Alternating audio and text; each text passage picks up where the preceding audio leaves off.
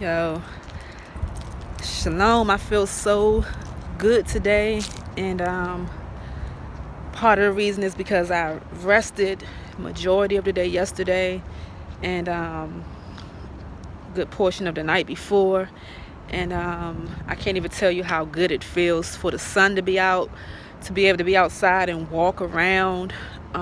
Feels awesome right now, just to be able to enjoy a day after not being able to enjoy so many days as of recently.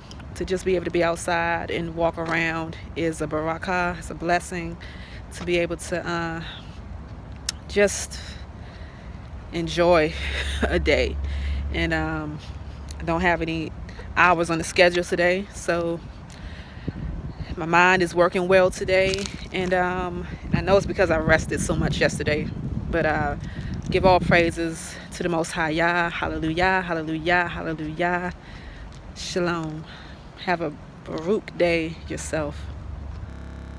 One of the hallmarks of the onset of untreated Lyme is a multi-system involvement. Different parts of the body, things changing and moving around.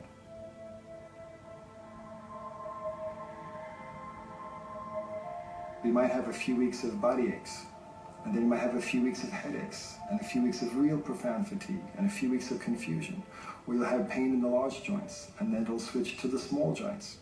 And then, you're going to a neurologist, then you're going to a bone doctor, then you're going to a stomach specialist, then you're going to a counselor, and they get labeled as being crazy. Greetings and shalom to everyone who will see this video. Finally found a day that I feel good enough to do this recording, and I came outside to record, and it's actually pretty windy and kind of cold outside today, so the wind was kind of whipping too much to be able to hear my voice on this, so I'm just going to sit here in my car and do this video. So shalom to everyone. And so I wanted to do this video. I've talked about this a little bit on Facebook over the years. Of course, those who are close to me, have a bit of an understanding of what I'm getting ready to share.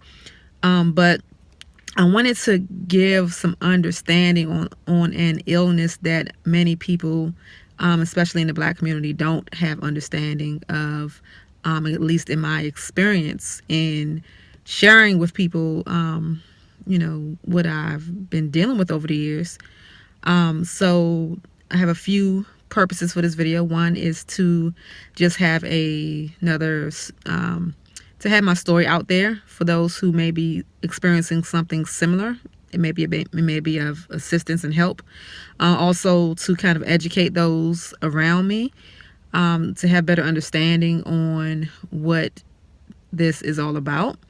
And then also, I'm in a place right now where I need some support. So hoping that Most High will move on some people's hearts to be able to reach out in that way. So I want to start off by just kind of explaining what chronic Lyme disease is.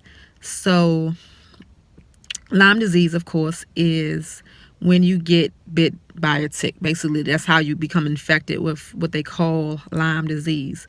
You get bit by a tick. The tick is infected with something that they call Lyme Borrelia. And a lot of times the tick also has other infections that they call co-infections. Personally, I have Lyme, also two co-infections, one called Babesia, another called Bartonella. There are other co-infections that other people may have in addition to just the Lyme bacteria. It's a bacteria is what it is.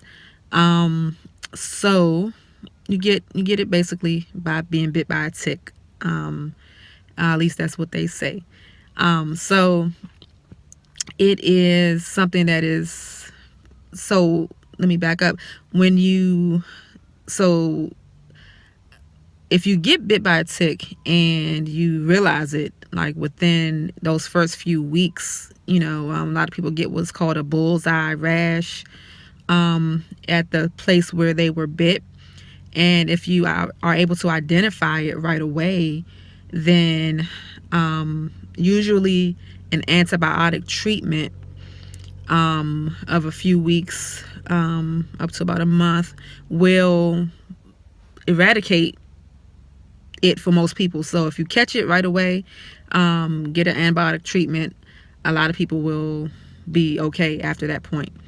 However, if you don't catch it, which is where the term chronic Lyme disease comes in, I think they have different names for now: post-treatment Lyme disease and long-term or late-stage Lyme disease, which indicates that it was not caught during the time of the actual tick bite, and the Lyme itself has actually infiltrated other parts of the body, different parts of the body, and has begun to affect the body in various ways. And it becomes more difficult to treat once it gets past that point. So initially, if you catch it in the blood, the antibiotic will get it and get it get it out of the body. However, once it lingers in the body for a long period of time, it begins to, it's a bacteria that's in the form of a spiral set. And it can burrow itself and go into the soft tissue in any part of the body, and hide itself. It also is able to change form. So once we get past that initial stage, it can be hard to eradicate because it is able to, like I said, hide within the body. And then it's also able to go into what's called a cyst form, where it hides itself. And so then, let's say you didn't get diagnosed for a year after the time of the bite. Well, now you take antibiotics, and the bacteria may actually go into hiding, or maybe already be in hiding in different parts of the tissue, and may have already infected different parts of the brain, the heart, the muscles, the nervous system. And when the antibiotic is going through your body, it may go into a cyst form and hide itself. It may have formed what's called a biofilm, so that it is actually more difficult to penetrate. So that's where it gets complicated. It is actually a very controversial illness because of a lot of reasons.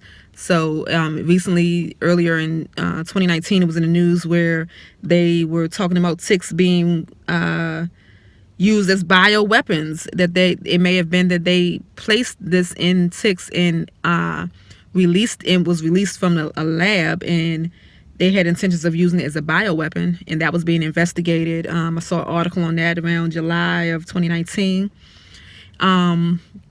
So that's one part of the controversy. Another part of it is the treatment, because a lot of regular doctors do not subscribe to long-term, the idea of chronic Lyme disease, so they won't treat it past that initial stage. And a lot of people end up having to go through years of trying to figure out treatments that are, or even trying to get a diagnosis. The testing is controversial. The actual tests sometimes are not accurate to do the blood test for the disease. And also so sometimes people have to go to alternative methods. There are some doctors that will treat long-term with antibiotics, which is not a healthy option, but it is what some people have been subjected to try to get treatment. So it's kind of up in the air how to treat the Lyme disease, even though there are ways that I have come in contact with now, but it's kind of controversial. There's no straightforward plan on how to treat it if you are past that initial stage of catching the infection early on. You have to go through different methods. It may not be covered by your insurance. Some doctors may not prescribe to it. And you're kind of on your own trying to figure out the best way to get yourself well. Many people that I have encountered deal with this for very long years, or you go through relapses. And another thing that is difficult about it is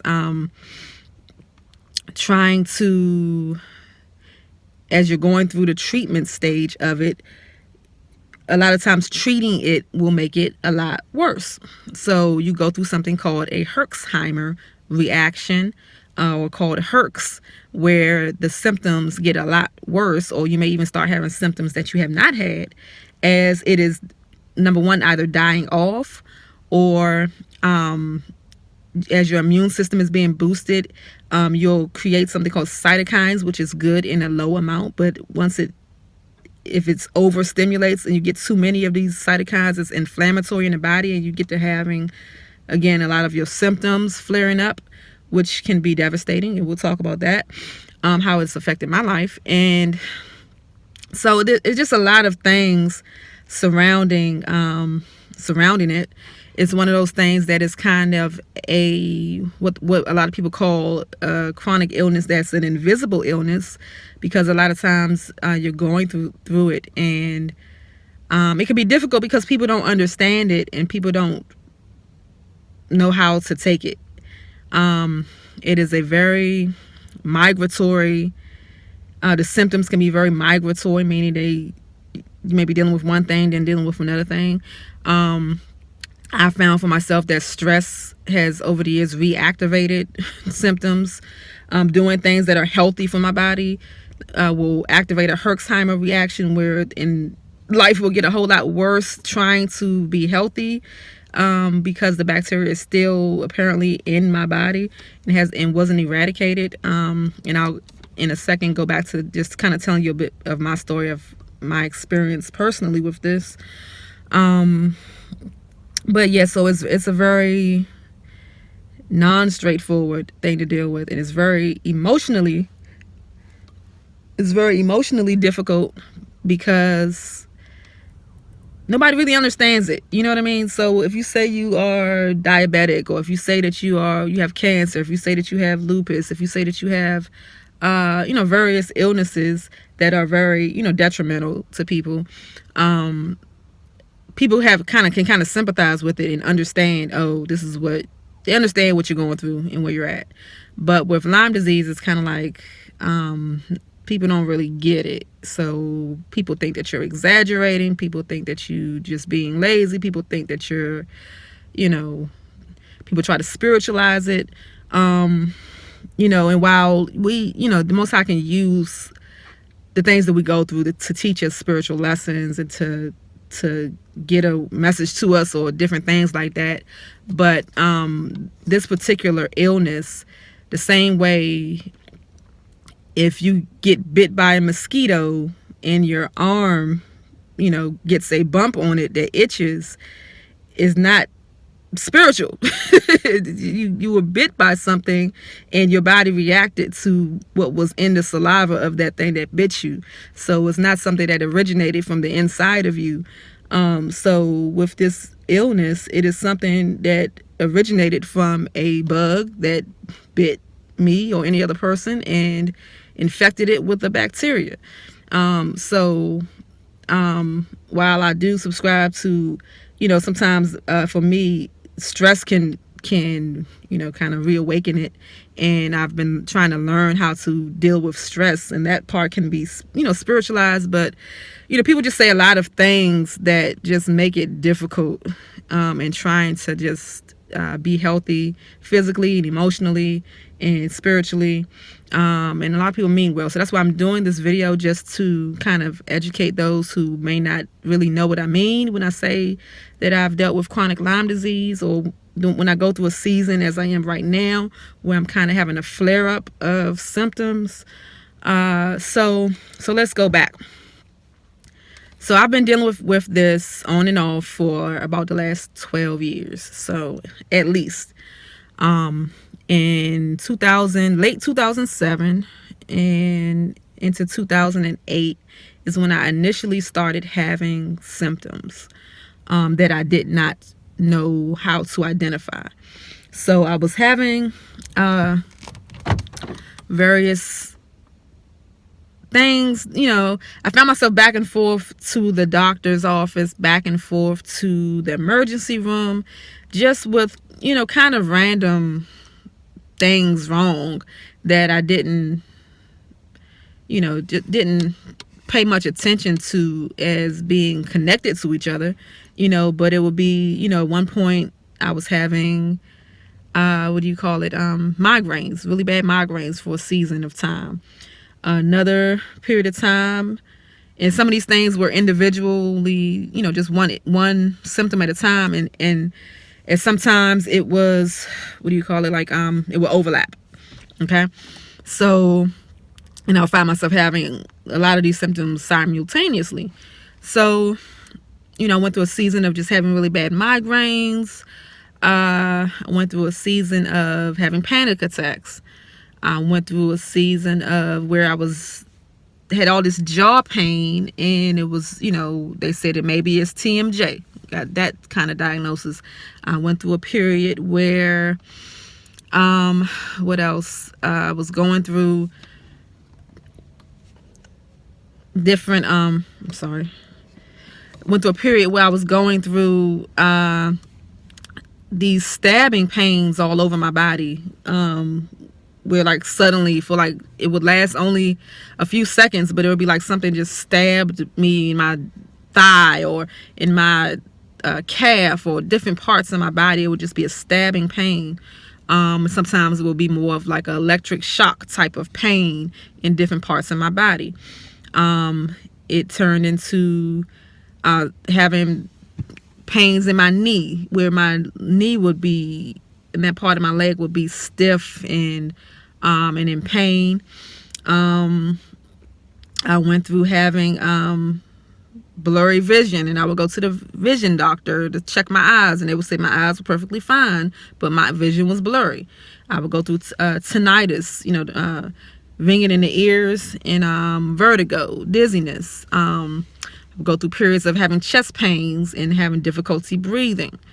Go through periods of where my skin felt like it was burning. If like to the touch, my skin would feel like it was like burning. I went through periods where and at times, like I said, all these are overlapping, and at times it will be dealing with one for a couple of days, and then it'll be the other thing the next couple of days, or that will be weeks for one and weeks for another.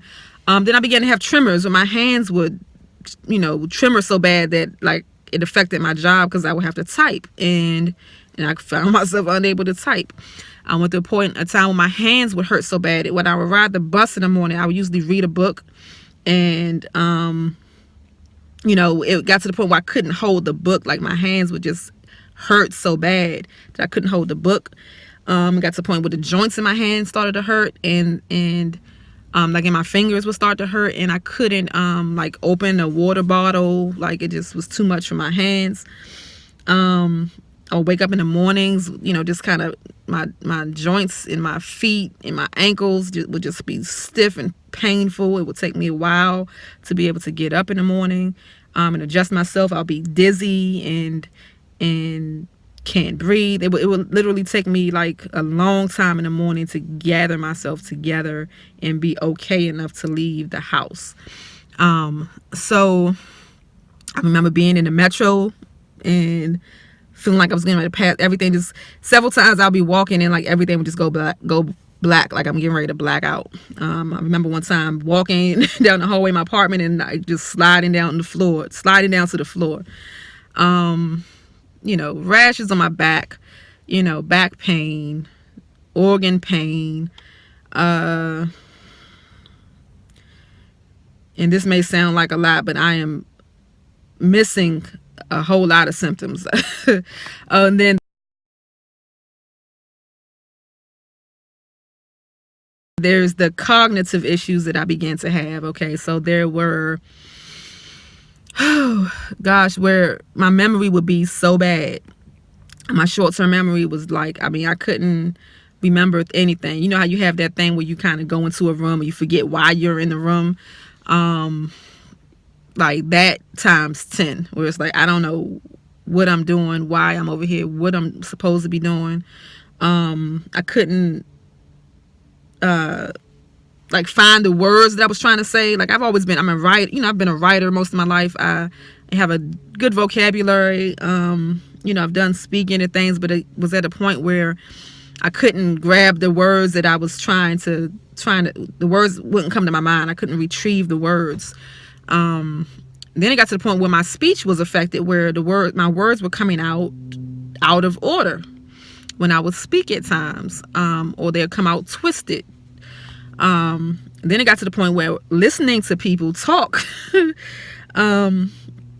the words would scramble up in my head, to the point where I had to ask my boss at the time, and I had a really great job working at a nonprofit in DC during this period of time, where I would have to ask my boss to not give me verbal instructions, because he would come to my desk and give me some instructions, and I couldn't comprehend what he was saying, and I would have to have him to email me the instructions so that I could read it and it would give me time to kind of read it a few times to kind of put it together in my mind what it is he's trying to ask me. I couldn't retrieve information. Like it was mental confusion. Then it was a crippling fatigue where, like, I remember trying to read. I never do stuff like this. I wasn't a coffee drinker. I couldn't drink coffee because caffeine just makes my heart just race. It makes me shake. And so coffee does that to me. So I decided one day, because I had a meeting to go into and I had a lot of work to do, to take a Red Bull, to try to wake up and get myself some energy. And I took a couple of sips that day. I thought I was going to die. I don't know how y'all drink that. I thought I was going to die drinking that Red Bull. And just taking 3 sips of it, but anyway, I was just a crippling fatigue that I could not shake. And also during this time, I found that I was extremely anemic, like blood transfusion level close to anemic. I also had uterine fibroids that I found out later on that I had to get removed. But so in going through all these symptoms, and like, again, those aren't even all the symptoms. I can't think of. That's what I can think of off the top of my head. But so during this time, I'm going to doctors. I'm going to the emergency room because of this or because of that. I remember one time going to the emergency room because, I had like swelling. I don't know if it was lymph nodes or something was swollen, like in my head, and high fever, just all kinds of different things were going on that I didn't understand the relationship between them. I had terrible gastro issues going on, just a lot. So during this time, I was going to doctors, and I had insurance because of my job. I had good insurance, and I would go to different doctors. And like I said, I went to the eye doctor. They said my vision was fine. I went to a rheumatologist. Is that what they call it? Yeah, I think a rheumatologist, and ended up having all of these blood tests done. Had blood tests done, and it showed inflammation. It showed that I had a high rheumatoid factor and inflammation in my body. But they tested my muscles, and by poking me with all these little pins, kind of like when you look at acupuncture, but it was not acupuncture, but it was some kind of little pins that they put all over my body to be able to, test my muscles, and that didn't show them anything. And then they did went to a neurologist for those issues I was having, and they put me through these tests where they were shocking me, like literally shocking me to test the neurological pathways. They didn't find anything. And so at the end of the day, after going through all this torture of testing and all kinds of things, they just concluded, oh, you're stressed. You must be stressed, because we don't see anything else that's wrong with you. Okay.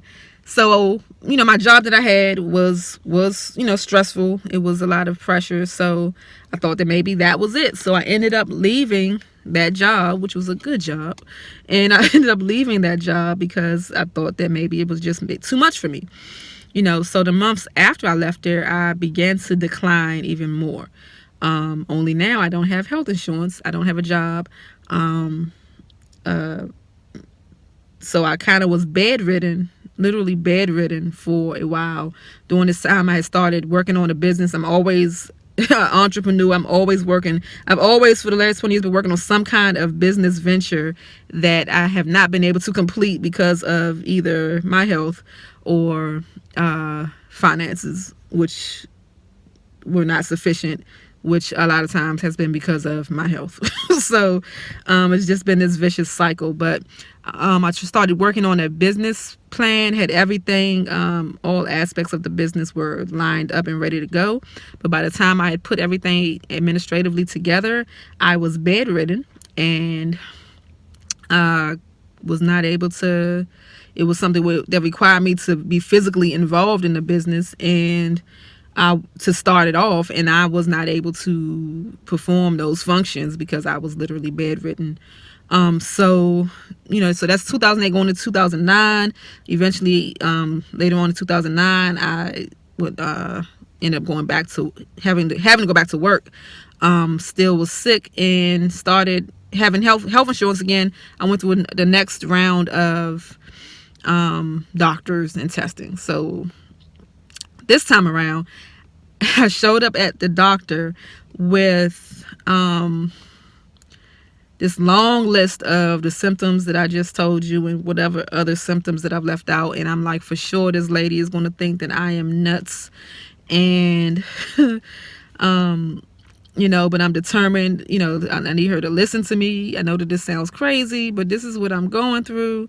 And so she looked at me, and immediately she could look at my eyes and tell that I was very anemic. And because my eyes are very pale in this area, when you pull your eyelid down, if you look under here, it's supposed to be kind of a pink, it's a deep pink, but mine was like completely white. So I was deeply anemic, and she could tell that before even doing the blood work. And she knew to do, she had the thought based on my symptoms to do a test for Lyme disease. So they called me back to the office the next day and was like, we did a test for Lyme disease and you tested positive. We want to start some antibiotics. Okay. Had no idea what Lyme disease was. I have no recognition of being bit by a tick during those years that I had those symptoms. It is possible that I could have been bitten by a tick like years ago when I was younger, and symptoms never came up until this period of my life.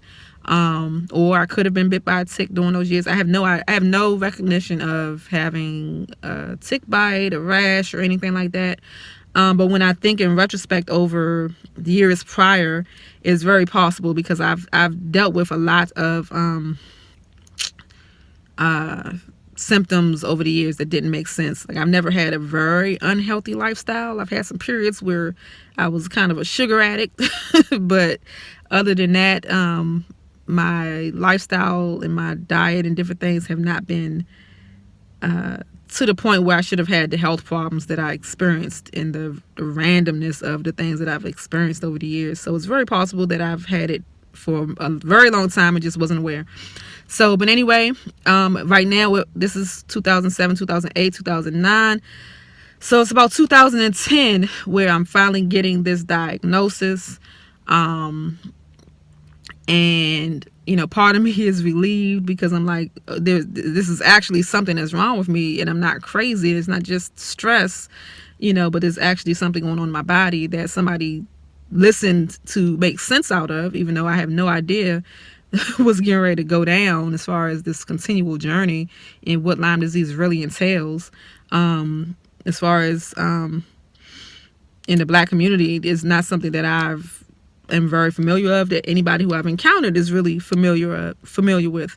But so the doctor tells me I need antibiotics, right? So I go on, I think somewhere between like 3 weeks or something like that. I think that was the antibiotic treatment. I don't recall because it took me about a month because I had to keep starting over. So I think I went through about 3 different antibiotic treatments because the first one, I think I had an allergic reaction to and I couldn't take. They put me on another one and it had me just continually just vomiting. I couldn't keep it down. And as I got to the third one, I was finally able to keep that one down. But The third one had me, so the antibiotics literally had me claustrophobic. Like, and it's the weirdest side effect, or, and I don't know if it was the actual antibiotics or if it was the fact that going through the antibiotics, as I mentioned earlier, put me through a Herxheimer reaction where I started having symptoms that I didn't have before, and bringing up the symptoms, making it worse, the ones that I was already having. So I was very sick during this time of antibiotic treatments. I'm going to work. I think this was a time I remember being in the metro and like being about to black out.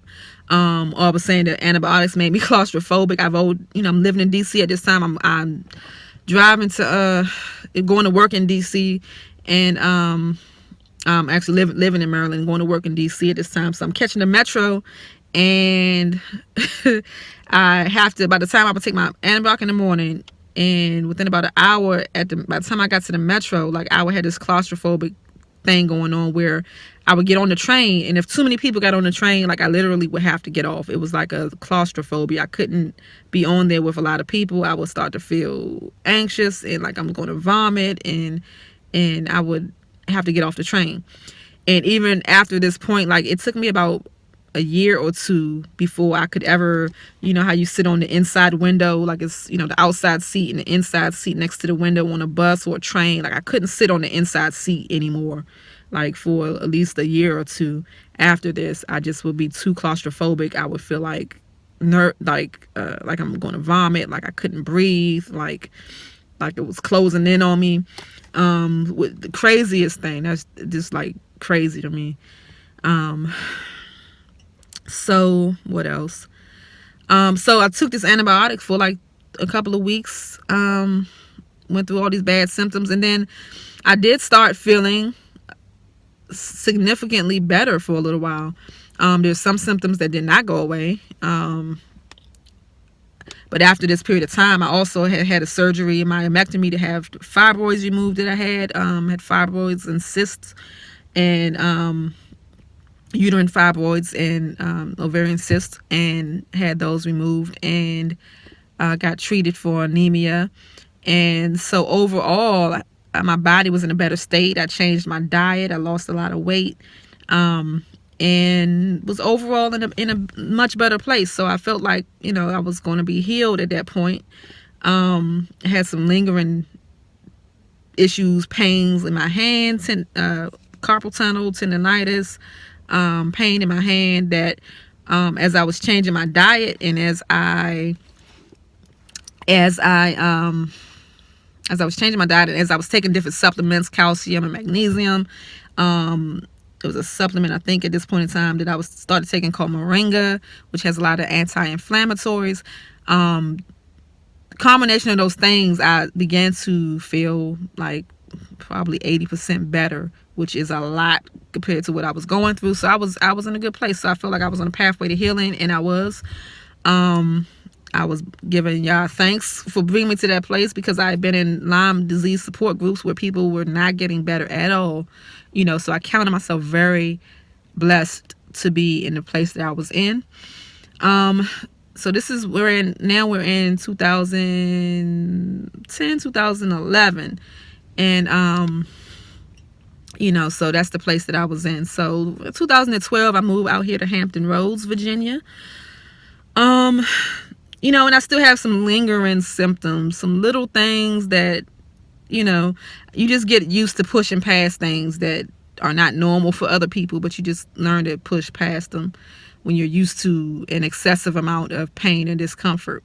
So even though I had some lingering things, like for example, this weird, like in my calves and in my thigh, I would have this thing where it feels like say if you were to do this on your body, like that was the feeling I had on the inside of, like something was crawling or moving or twitching inside my calves or my thighs. And that's something that kind of lingered, but I just got used to dealing with. Just kind of got used to it. So little strange things. I started realizing that I had kind of pain or discomfort in my arms. I would my friend that I was with at the time would notice. He would say, why do you keep rubbing your arms? And I noticed that I was having, certain pain. So, but it was no big deal. I will take it any day compared to all the mess that I was dealing with before. So, fast forward 2013, 2014, 2015. I have a job working at an apartment complex in the community center, and I remember in kind of a wooded environment. And so I remember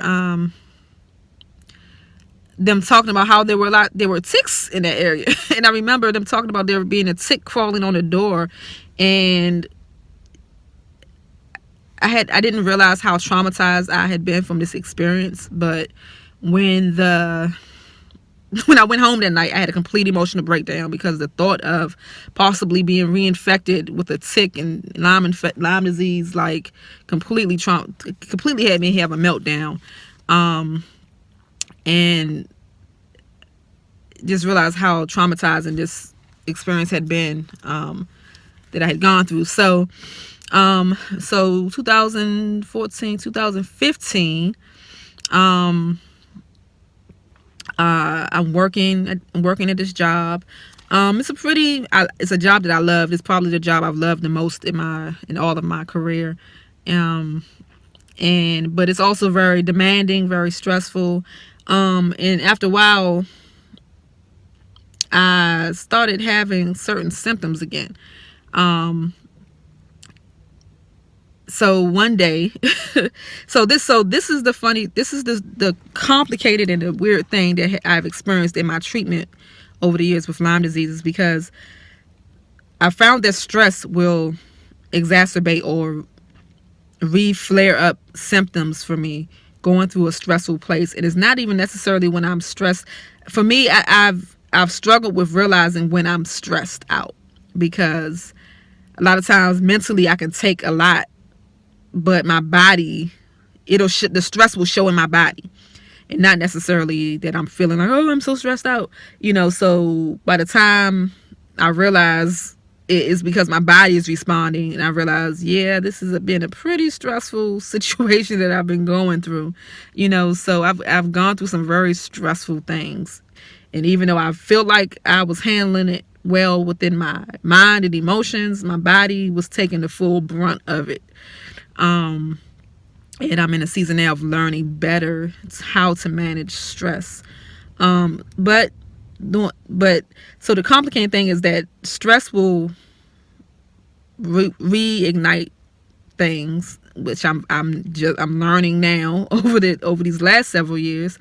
But the other thing is that because apparently the bacteria is still in my body, because the antibiotic treatment was way years later after being infected. So while it would have been sufficient if it would have been initially given to me, it's not as effective years later. And also, as I started off saying, I had Lyme and also 2 co-infections where you would need different types of antibiotics to deal with the co-infections of Babesia and Bartonella, which I was not treated for.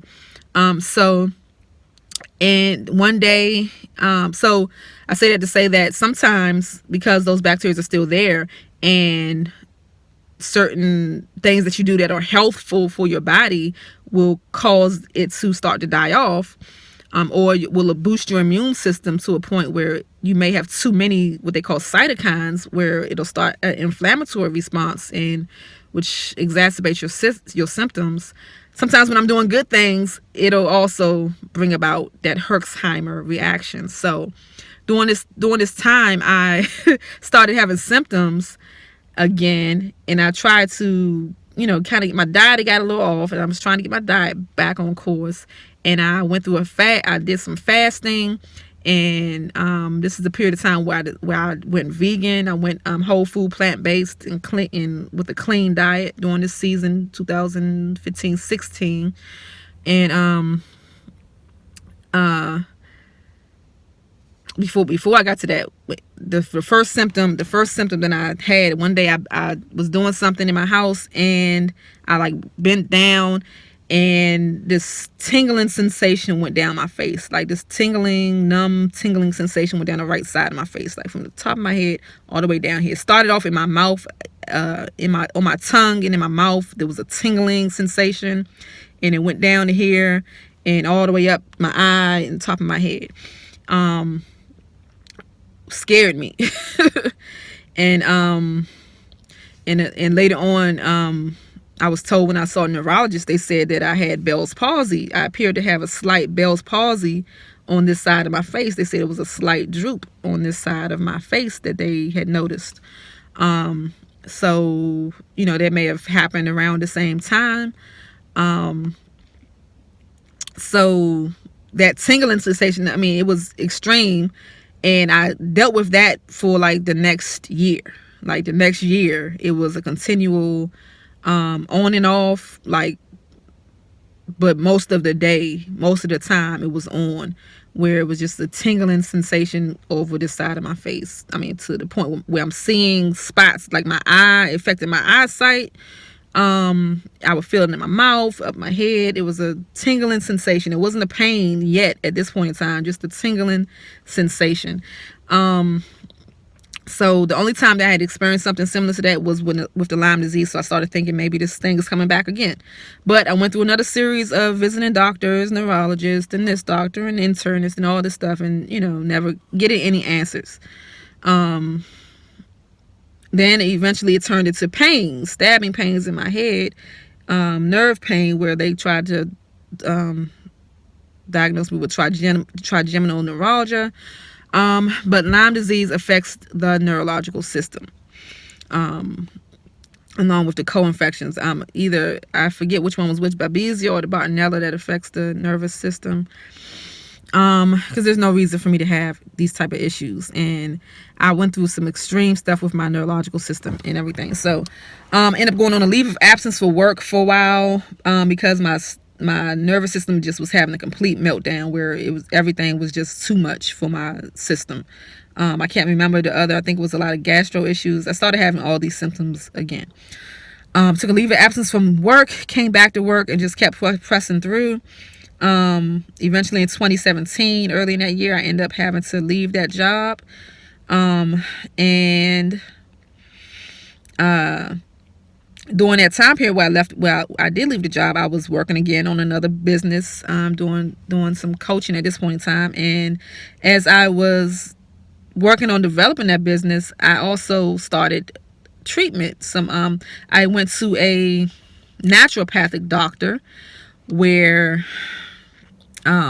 she was a nurse practitioner and a naturopathic doctor who specialized in Lyme disease. And she did a whole battery of blood tests and a whole workup, and and based on her conclusion, she felt like I was in a serious condition. I had been having heart issues, also chest pains, and rapid heartbeat and chest pains and different things. And she was concerned, and based on the blood work, it was issues going on where she felt like it was urgent for me to go through a year of antibiotic treatment, which was not an option for me. I will never do anything like a year of antibiotic treatment. Antibiotics, similar to chemotherapy, which is a whole nother story, will tear up your immune system, tear up your gut, and throw your whole body off. And everybody who I've heard going through these long-term antibiotic treatments, is just a never-ending cycle of treatment. So I refused that, and I couldn't afford that anyway. I couldn't afford to see her anymore because it was very expensive. And but she did give me a naturopathic way of herbal treatments and supplements that were natural as another way to go, which I couldn't afford to do that either. So she felt like it was a critical issue or whatever. I just kind of blew it off. When I'm going through these various symptoms, I really don't like to attribute it to Lyme disease. Like, I really feel like it's not because of the Lyme disease. I've really been in denial about that. I really feel like it's something else that's causing it. It can't possibly be this, so but when I left my job, I did attempt I did some research, and I attempted some treatment, some natural treatment. And the treatment kind of was like, if you certain herbs that if you take it and you don't have Lyme disease, that it won't really affect you, but if you do have it, you're going to start going through a Herxheimer more than likely. And that's what happened. So and I was ready for the physical effects of it. So at this time I left my job and I was working on some plans for my business. I think I was doing anger management around this time, and I was doing coaching, and I was making plans for my business and moving forward with that. However, because I wasn't working, I tried to do this natural treatment. I braced myself for the physical flare-ups that I was going to face, but I grossly underestimated the cognitive issues flaring up, and I just went through a season of brain fog and mental confusion to the point where, like, say, for my business, you got your elevator speech and your things that you say to people to kind of market and talk about your business, and like I couldn't remember it. I literally got to the point where I started avoiding people because I couldn't even articulate my own business. I couldn't connect my thoughts. I couldn't connect with it was like that being in a fallen, sunken place sensation. If you've seen Get Out, and you're just kind of like, wait.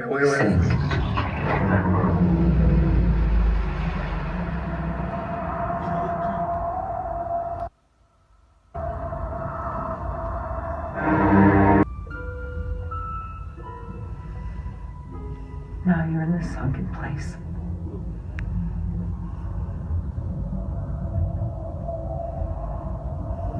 you're there, but you're not there.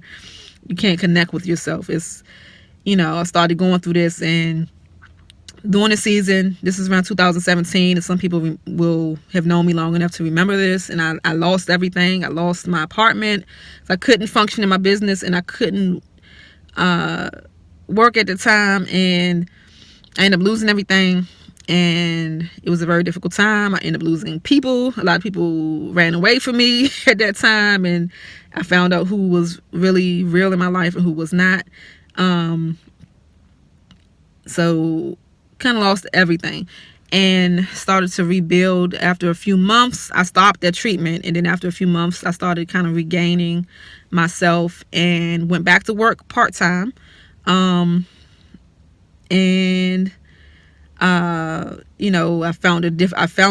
found like over the years that like it's getting more and more difficult. So I had to find a job where I didn't have to be up super early in the morning. I found that if I'm up any earlier than 7 o'clock in the morning, my day is not going to be well. Like I just can't do it. And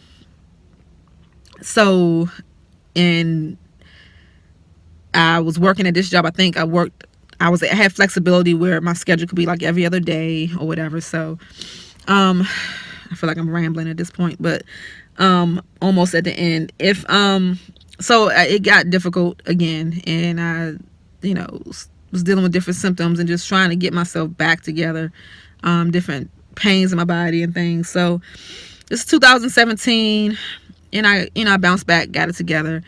And then later that year, I ended up going back to, is that 2017 or 2018? I ended up going back to full-time employment later on. I think I was at that part-time job for about a year, and I ended up going back to full-time employment and later in 2018. And the full-time employment, I just couldn't do it. I just couldn't sustain it with the things that I was going through in my body. And like I said, I'm in a point of denial. Like I'm not really tying everything together as tying back to this Lyme disease, even though I'm having these stabbing pains in my head. I just have become so accustomed to ignoring things because there's always been no answer. My medical records are like miles long of how many times I'm back and forth to doctors and emergency rooms for things that I never get a diagnosis for, or an understanding of. And the only thing that ties it together is this stupid Lyme disease, because when I it's the only thing that these symptoms match. Okay, so at the end of 2018, I left that job. And didn't really know what I was going to do. I had things that I desired to do. And so for all of 2019, once I left that job, I needed something that was flexible, that I can do based on my own terms. So I started doing DoorDash and Grubhub, doing the food delivery services. It allowed me to sustain myself, to keep my basic needs met, my basic financial needs met, and to still regulate my own time, and to kind of come and go as necessary based on how I'm feeling. So it worked for me for most of 2019. I did it for the whole year. It became difficult towards the last couple of months because with the time change, with it being dark, I can't drive it, at night in the dark, which is has been around 4 or 5 o'clock over the last couple of months. So I've been bringing in not sufficient money. So in the month of, towards the end of November and in the month of December, I had another flare up. So I think, going through another time that was kind of stressful, that I didn't realize was stressful, but I found myself kind of overwhelmed. And by the time I kind of pulled back to try to ground myself, it was kind of too late. I already started having just flare-ups again. And in the last few weeks, I kind of hit a brick wall when the things I was dealing with. I'm like, my leg is stiff. It's hard to move my leg. If I sit down for more than 10 minutes, my leg will be stiff and hurting when I get up. When I wake up in the mornings, my fingers, the pain, all in my small joints are painful. And one of the most debilitating things that I've been dealing with that I didn't realize I was dealing with was the cognitive issues. I'm having a really great day today because I've been able to get through this video pretty good and remember more than I thought I would, versus yesterday where I couldn't get out of bed for most of the day. I got out in the morning, and within a couple of hours it was like I gotta go home and lay down. Just a fatigue that has just been kind of crazy. Body pains, having some gastro issues come back up a little bit. But the most crippling thing has been the cognitive issues. For several weeks, for the whole month of December, I was totally in the sunken place. And nobody around me really knew what I was going through because I was in denial about it. And nobody really, which is part of the reason I'm doing this video, nobody really understood the symptoms that I would deal with. And because I was in denial about it and pushing myself, and the spirit had to stop me to say, hey, acknowledge your body, acknowledge what you're dealing with, acknowledge where you're at, and slow down and stop and deal with what you're going through. Really listen to your body and what's happening with you and accept it and embrace it. And I really had an emotional breakdown because I was like, yo, this is not cool. If this is dealing with this Lyme disease, this is not cool, because this has been 12 years of this nonsense on and off. And I'm tired of losing things, and I'm tired of not being able to fulfill my capacity because of physical limitations. I have all kinds of things that I have desire to do that I'm constantly limited because of my physical limitations, which leads to financial limitations. So I really hit a brick wall, and kind of emotionally was kind of going through a depression and going through not really knowing how to explain it to people, because when I would share what I'm going through, everybody, not everybody, but people didn't understand, and would minimize what I'm going through, spiritualize it, not understand the gravity of what I'm going through. And the hardest thing to explain is the mental cognitive issues, because it was literally like my head was just swimming. The brain fog was just off the chain. I couldn't connect my thoughts. I couldn't connect It's like I'm walking around not knowing. I was door dashing one day, or for a lot of the time while I was door dashing, I would, and I'm very familiar with the city that I live in and where I'm driving in, but I would go to a neighborhood, drop off the food, come back to my car, and not know where I'm at, not know what neighborhood I'm in. Like, I would have to sit there, look at the map to figure out, okay, what neighborhood did I just drive to? Like, where am I at within the city? Like, where am I? And it would take me a while for my mind to kind of lock in. Okay, yeah, duh, we right here. Okay, this is how we get out. And like, it would happen every drop off. I'm like, okay, where am I at again? Okay. And that was so weird to me. I had a CT scan done some months ago, and I had it done because of pain I was having in my head, and it didn't show the reason why I was having the pain. But in the write-up, it said that I had generalized atrophy, and that it was a prominence in my brain that, was abnormal for my age. That's more so like when you get old, when you're elderly, how your brain begins to shrink, and how your brain would be if you're going through, say Alzheimer's or dementia or something like that. And that's what was in the notes of the CT scan that I had. And I'm like, so just going through memory issues, going through trying to just really just function. And it's hard to explain to people. And so I've just been kind of keeping to myself as much as I can over during that time period. Very recently now, I'm trying to open up and share more with the people around me so that they can understand. It's just disappointing sometimes when you try to share and it's like nobody really gets it. Nobody really wants to get it. Everybody wants to compare when I'm going through to, where I'm tired too, or, my memories, just different things that people don't understand, that you're actually going through something physical. And this is the case with a lot of people who deal with Lyme disease or different chronic illnesses. People don't think that it's a real thing. And I'm just here to say that it's a real thing. It's a real thing. So, the Most High has been helping me to emotionally deal with what I'm going through, spiritually deal with it, to deal with stress in a better way. I'm implementing things into my life to better cope with stress so that I don't get to these places of flare-ups. Helping me to put my body in a better state. I'm taking a load of supplements right now to be able to be able to put my body in a better state.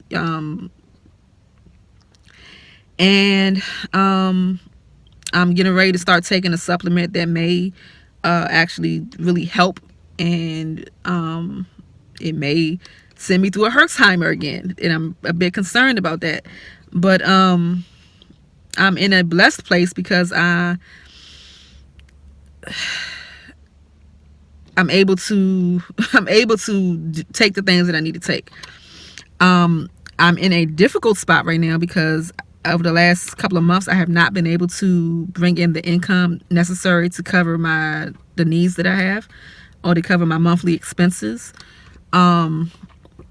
And right now I'm taking some supplements. I cannot afford to purchase the supplements that I need and to replace the supplements that I have currently when they run out, which they will be running out soon. And nor do I have the money to meet my monthly needs. We're in January right now. This is January 2020. And I know that January and February at the least are going to be very difficult months of trying to just meet my financial needs and trying to maintain the supplements that I need to take to be able to be okay. So, like I said, I've done this video to kind of help give some insight to those around me on what this illness, what it involves, and for others who may be going through something like this, and also to ask for help for those who if the Most High moves your heart, if you think about me over this month, over January, February in particular, and the Most High moves you, I need your help. So going to be trying to do some things that are to sustain my. I'm blessed that the Most High has caused this winter so far to be pretty mild, to where I can still, it's not snowing and all those type of things, but I can still do the DoorDash, and it's starting to stay light a little longer, to be able to stay out a little longer when necessary.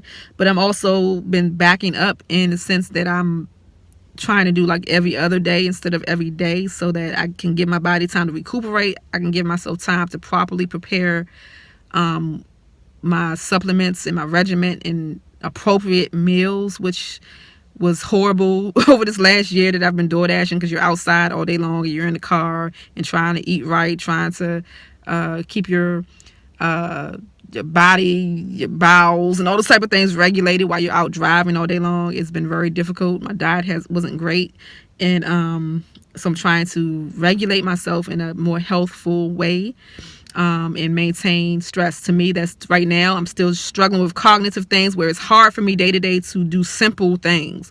Like if I need to make a doctor's appointment, it's like too many steps involved of going on the computer, or it's like I have to really stop, slow down, write it down, and try to really focus. I have to focus really hard to do simple things right now. That's where I'm at cognitively. So I'm trying to give myself an every other day thing. So that's where I'm at right now. I'm trying to think of things to do to supplement my income that don't require me to be out driving all day. I probably will, make some zeets and sell them again. So I know everybody's selling zeets, but if you see me selling them, then know that it's going to support me. And if you would like to support, then, help, hallelujah. I may be trying to do whatever I can to support myself, because I don't believe on being dependent on others, but I do believe that Yah puts us together to help and support each other at the moments that we need it. So I pray that someone will be moved to, offer help. And I pray that this video can help somebody that's maybe going through this. I pray that to be able to, it's lots of things that I've been wanting to do ministry wise that I just have not been able to, business wise that I just have not been able to. But I pray that as the months go on in this in 2020, that I'll be able to do more things. It's ironic, it's like I am had intentions of getting into doing my health coaching, but my health has caused that to take a back burner as I'm trying to get this together. But I am not lacking in knowledge and understanding of health and wellness, and as I'm trying to implement my lifestyle in a way that is conducive, I will be also sharing my sharing those things to be able to help others. And as I'm going through this journey, once again, I'm praying that Most High will bring complete healing, complete restoration to my body, mind, spirit, relationships, everything, to be able to bring shalom. And as I'm going through this process, and as I'm learning things and learning lessons in this process, I'll be sharing, Yah willing. I'll be sharing and progressing out into the things that Yah is showing me to do.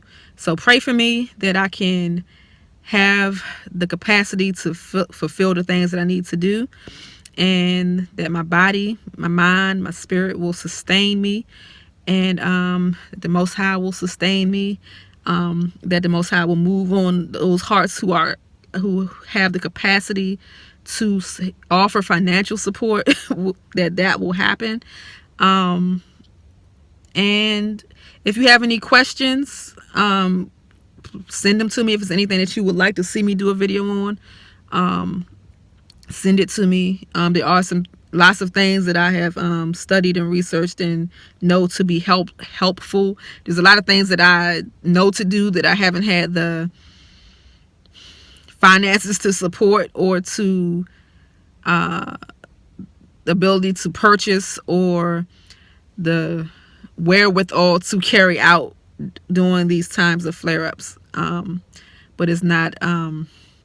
But I, have a wealth of knowledge and wisdom and insight to share when it comes to health and well-being. So keep me in your prayers. Prayerfully, you'll see and hear more from me soon. And blessings to those who have sown into me and helped me over the years. I have not forgotten you, will not forget you, and I pray that Yah continues to multiply what you sowed into me. Not many people ever respond to cries for help. It's been my experience. The majority of people will turn a blind eye to you, and that's been my experience. So it means a lot to me, those few people who will see and respond. It means a lot. So Yah continue to bless you. Those people who have responded over the years, those people who have responded to my recent call, those people who will respond to this call, who responded a few years ago. Yah bless you. May He increase you and multiply all that you've done financially. And those who genuinely only had prayer to give, I pray that the Most High will increase your capacity financially and give you abundance, so that your resources will match the desire that you had in your heart. Those who have prayed for me and checked in on me, you know what I mean, to even care, to even see, to make sure that I'm okay, who have cared enough to do that over the years, and over recent times, the last few weeks. Blessings to you. I appreciate you. And stop rambling now and end this video. Like I said, if you have questions or anything that you'd like to see me talk about or give more information on, let me know. Shalom.